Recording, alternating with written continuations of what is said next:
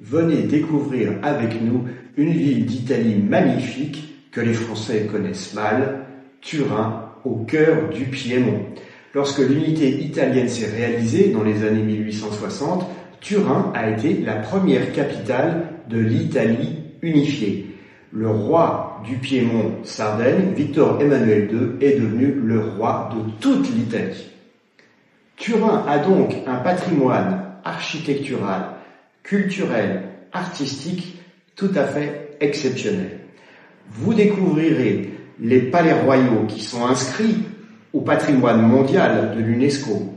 Vous découvrirez également les magnifiques églises baroques qui font le cachet de cette ville.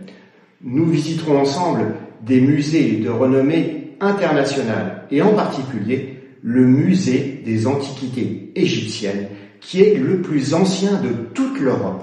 Il a été fondé en 1824, il y a plus de 2 siècles, et Champollion s'est rendu à Turin, a résidé à Turin spécialement pour découvrir les trésors de ce musée. Ça a été une étape très importante pour déchiffrer la pierre de Rosette.